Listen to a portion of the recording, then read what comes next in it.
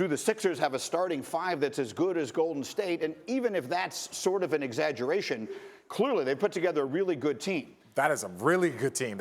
Adding Tobias Harris is you have that big wing three. That's huge. But the question is, does Ben Simmons' inability to shoot the basketball, is that ultimately what derails them? No, I do not think so at all, because really it's kind of like having Shaq on your team. You really just want a person to get you 3.5 quarters, and then you need finishers around that individual. And Jimmy Butler is a finisher. Joel Embiid is a finisher. JJ Redick can finish and knock down big shots. And then you add Tobias Harris. So they have tons. They don't need Ben Simmons to carry him. It's not like Giannis. They don't need to carry him for 48 minutes. He needs about 46. I take Doncic without even second guessing it. There's only a certain amount of players in the league that can do it all. Yeah. Right? And he was even quoted by saying scoring in the NBA is easier than scoring in the EuroLeague. Doncic you're talking about, but Doncic. we're talking about Simmons here. In your opinion, his inability to shoot the basketball, does it derail them from what they ultimately could accomplish? No, not with the current roster. Not even because they surrounded him with shooters that actually complement his style of play. But there was a play in the game yesterday, and again, we're sort of winging this here as we go, but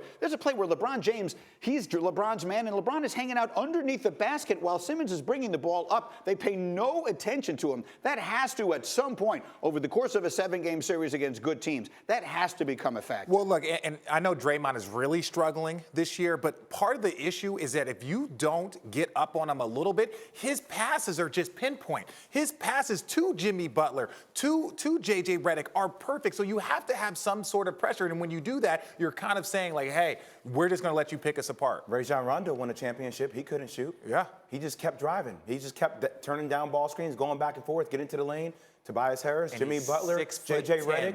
6'10". They can win with that lineup. They can win a championship with that lineup. He can still post up. So is that a reasonable comparison? No one would ever look at Ben Simmons and Rajon Rondo and compare them because of the obvious height disparity. But is that a reasonable comparison? Is he a 6'11" Rajon Rondo? Is that what he is? I think, I wouldn't say that he's a 6'11" Rajon Rondo. Is he a 6'11" Jason Kidd?